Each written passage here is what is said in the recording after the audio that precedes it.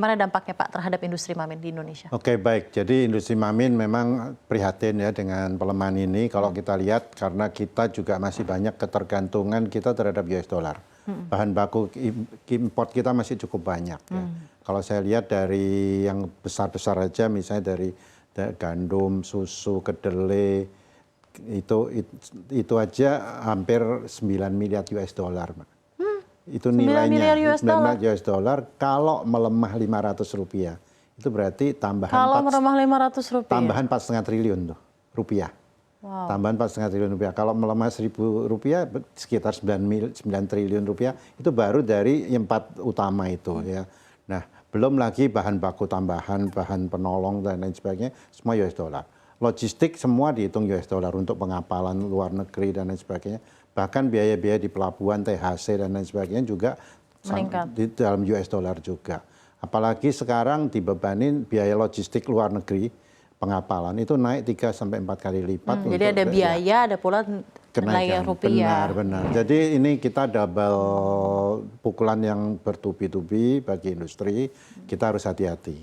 Seperti itu kondisinya. Jadi memang agak berat. Mungkin Pak David nanti bisa memberikan pencerahan kita sampai seberapa besar ekspektasi ya, kira-kira dari ini bagaimana arah pergerakan gitu ya. rupiah ini ya Pak? Karena saya tanya ke beberapa ahli ekonomi dan termasuk ahli politik, mereka selalu bilang tidak ada satupun yang bisa meramalkan. Apalagi sekarang pengaruh geopolitik itu sangat luar biasa. Dan at the same time dollar index begitu kuat ya, Pak benar. saat ini. Ya, Pak, dan ditambah lagi climate change. Ini juga berpengaruh terhadap harga semuanya. Seperti itu. Jadi tadi kalau dari Anda ada dua hal yang memang menjadi momok utama pemberat untuk industri Mamin Indonesia. Memang harga secara inflasi di sana harganya naik dan juga ada depresiasi rupiah. Benar. Jadi double ini pukulan. Double burden. Double burden, benar. Pak Adi, sejauh ini upayanya apa dari GAFMI sendiri, sosialisasi kepada anggota Anda untuk mengatasi masalah ini? Kami memang kalau perusahaan menengah besar masih punya daya tahan ya, karena kita masih punya stok, masih punya kontrak yang lama meskipun semua dihitung dalam US dollar ya. Tapi paling tidak kami melihat bahwa masih ada celah untuk kita masih bisa bertahan itu ya dengan harga lama dan lain sebagainya. Mengingat harga jual kita berat untuk kita naikkan ya karena daya beli masyarakat. Tapi bagi teman-teman kita yang IKM ya, industri kecil ini memang daya tahannya lemah sekali. Mereka bahan bakunya naik, semua otomatis akan menaikkan harga jualnya secara langsung karena mereka tidak punya daya tahan. Apa yang harus kita lakukan? Tentunya perusahaan pasti melakukan berbagai efisiensi, mulai dari mencari alternatif bahan baku, kemudian melihat efisiensi di dalam proses produksi dan rantai pasoknya, dan kita berusaha kalau bisa tidak ada PHK. Ini yang paling penting ya, karena sebenarnya demand masih ada. Kalau saya lihat ekspor kita saja tahun Q1 2024 itu masih tumbuh 5% untuk produk pangan olahan.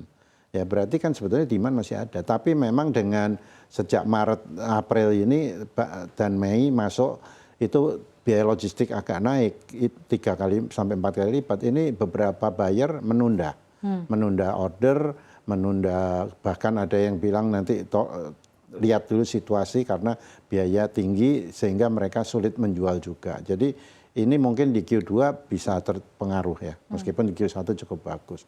Nah kalau saya lihat sebetulnya kalau lihat dari sana demand masih ada. Dalam negeri pun sebetulnya demand juga ada, tapi masalahnya sekarang harga, daya beli dan lain sebagainya. Nah inilah yang kita harus hati-hati dan perusahaan akan berupaya bagaimana kita mencari alternatif. Oleh sebab itu kita perlu dukungan dari pemerintah juga. Pemerintah harus melihat secara keseluruhan bagaimana pemerintah bisa mendukung dunia usaha yang ujung-ujungnya akan berkontribusi terhadap pajak di pemerintah seperti itu. Baik. Sudah cukup jelas. Terima kasih Pak Adi.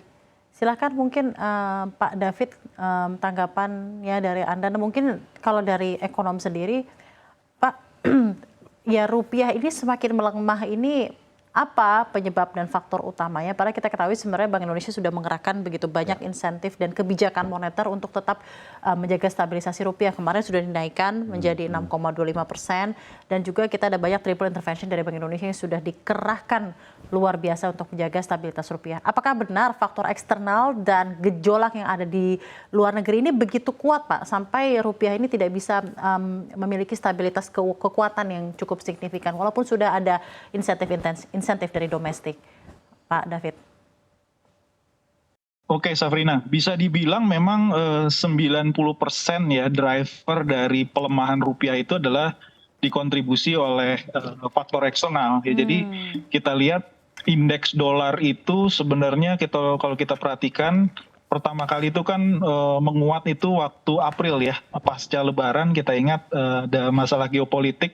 Ya, Iran ada Israel ya serangan Pak ya. Iran ke Israel ya, itu pertama kali melemah. Setelah itu kecenderungan menguat, tapi terakhir ini kembali melemah karena memang ekspektasi dari Fed ya bahwa mereka masih akan menahan suku bunga. Bahkan kalau kita lihat dot plotnya itu tadinya kan 2 kali penurunan, akhirnya hanya 1 kali ya ekspektasi penurunan suku bunga Fed di akhir tahun.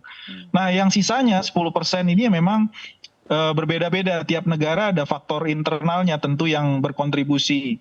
Nah sempat beberapa hari atau minggu terakhir ini ada wacana ya, ada sentimen negatif terutama dari pelaku asing di pasar SBN maupun pasar saham ya, yang menanggapi negatif berita soal pelebaran defisit dan target. Ini kan dari pemberitaan ya, bahwa akan ada pelebaran defisit maupun juga penambahan utang terhadap PDB ya. Dan ini juga dianggap sebagai risiko fiskal ke depan. Walaupun hari ini sudah sangat menggembirakan, ada press release dari Kementerian Keuangan yang mengatakan bahwa tetap stick terhadap 3% PDB maksimum ya untuk defisit fiskal kita ke depan. Dan ini tentunya melegakan pasar. Kita lihat juga hari ini rupiah sedikit menguat ya. Nah ini juga kemungkinan selain faktor eksternal juga domestik ya yang berkontribusi terhadap penguatan tipis rupiah hari ini. Oke, domestik ya. Nah, seperti sentimen-sentimen dari adanya defisit APBN bulan Mei 2024 itu tidak memberikan dampak yang cukup besar ya, Pak David, menurut Anda terhadap rupiah? Ya hari ini kalau kita lihat ada sentimen positif ya. Kalau kita perhatikan kan berita eksternalnya sebenarnya belum berubah. Hari ini ada pengumuman PCE ya, Price Consumption Expenditure dari Amerika Serikat yang juga ditunggu. Tapi secara overall ini memberikan sentimen positif. Dan sejauh ini sebenarnya pelemahan rupiah itu hanya 6,4% ya year to date. Jadi dibandingkan negara-negara lain ada juga yang melemahnya lebih dalam sebenarnya dari rupiah kita. Jadi kita in the middle lah ya, tidak terlalu kuat pelemahannya, tapi juga tidak terlalu tidak.